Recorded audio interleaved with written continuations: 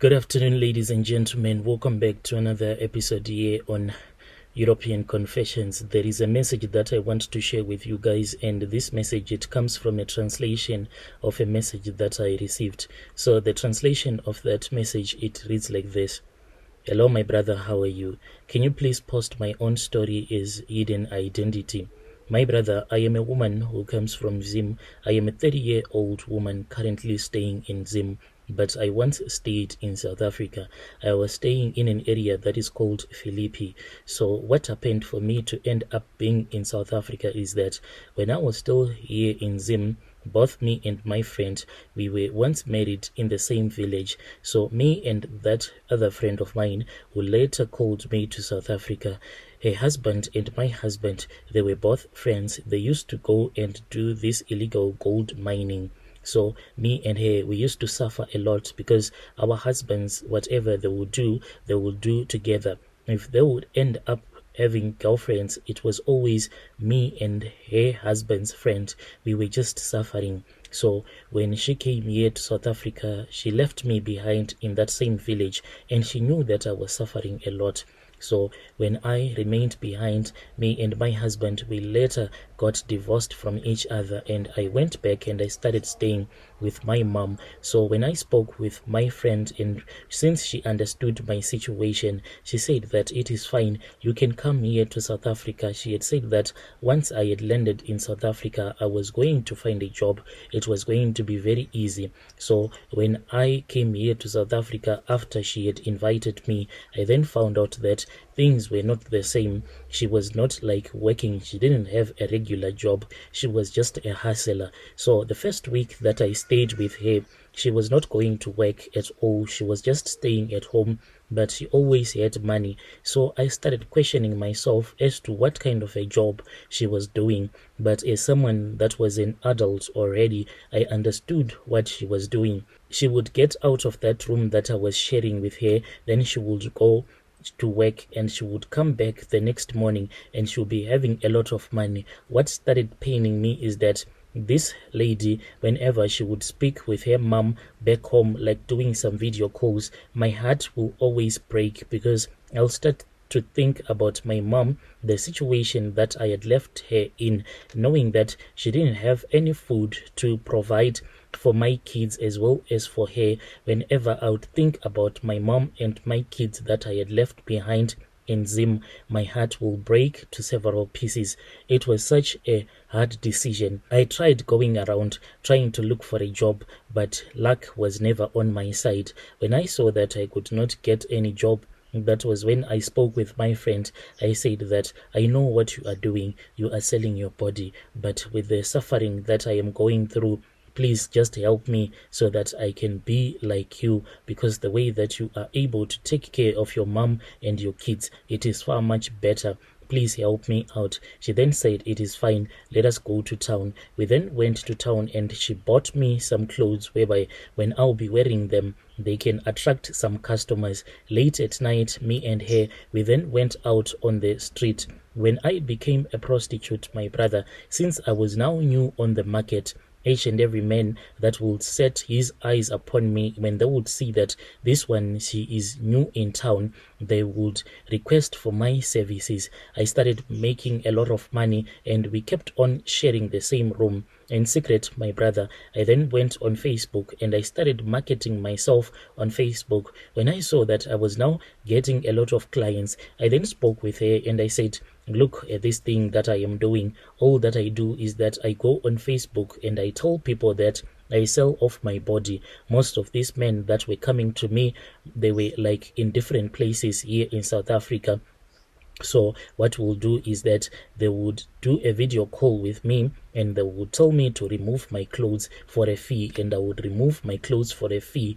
Then I was making a lot of money. But as for my friend, she kept on refusing and she said that this is what she didn't want to do. She just wanted to be a street hustler. She didn't want to be on social media posting her pictures and selling off her naked pictures, but I was making a lot of money. It then happened that there was this other guy who suddenly contacted me. This guy, when he contacted me, he said that he had found my profile on this other Facebook group. I had actually forgotten about this other post, but it was one of my first posts, so I was not yet used to Facebook. So when I created a ghost account, I then forgot, after I had posted about the work that I was doing of selling my pictures as well as my nude videos. So I then commented on that same post with my original account. So most of the people would actually realize that the owner of this post who used this ghost account is such and such a person.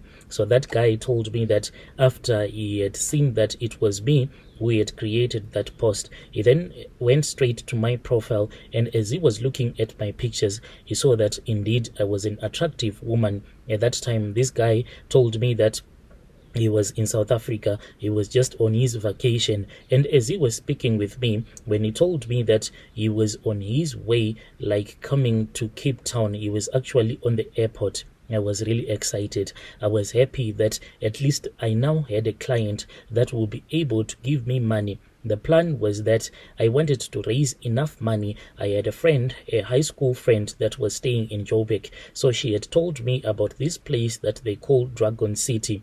So she told me that if you come to Joburg with enough money, I can go with you to Dragon City and you are going to buy a lot of clothes. Then when you return back home, you can resell those clothes in Zim. So this was the plan, just to prostitute myself, raise enough capital, go to Joburg, buy a lot of used clothes, then I can go to Zim and resell them for a good price. But my brother, the devil, had other plans for me. This guy, when he told me that he was catching a flight to Cape Town, and when he told me that he wanted to be with me whilst he was on his vacation in Cape Town, I was so excited, my brother. I got the shock of my life when this guy told me to send him my location, because he wanted to send his driver. I then told him exactly where to find me. Then that driver came, and when I got out of the house, my brother, I was really surprised because it was a very beautiful car. It was a Jeep Wrangler, the one with 2 doors. That is the kind of a car that came to pick me up in Philippi. I was then taken to this 5-star hotel in Cape Town, and me and that guy, we were booked in that beautiful hotel for 2 months. 2 straight months I was with him in that hotel. He then told me that since the visa that was on his passport was coming to an end, it meant that his vacation was coming to an end and we had to go on our separate ways. So for the whole 2 months that me and this guy, we were staying in that beautiful hotel, he had refused me to shave my pubic hair because it had been growing a lot, and whenever I would want to shave, he would say, no, do not do that, because when you have your natural pubic hair, it is very attractive to me. But after 2 months, my brother, he then said that, please give me the honor of shaving you. He then said that after I have finished shaving you, I want you to go to the bathroom so that after you have finished bathing, you can come and start shaving me as well. So I went straight to the bathroom, waiting for a great experience to come. But when I came out of the bathroom, after I had finished bathing, I saw that this guy, he was already wearing a suit. He then told me that in that same hotel, there was this other conference room. So he had a board meeting in that conference room. So I was not even surprised, because from the day that we checked in into that hotel, he had gone with me around the hotel as he was showing me the conference room where he will be holding most of his meetings whilst he was on vacation. So I was not even surprised. I then waited for him. I waited and he never came back. As for his phone, I knew that whenever I would call him, if he had gone out for a meeting, he would never pick up his phone. So I tried again to call him. When I saw that the hours that I had been waiting for him, it was quite a lot. And when I tried calling him, I saw that his voice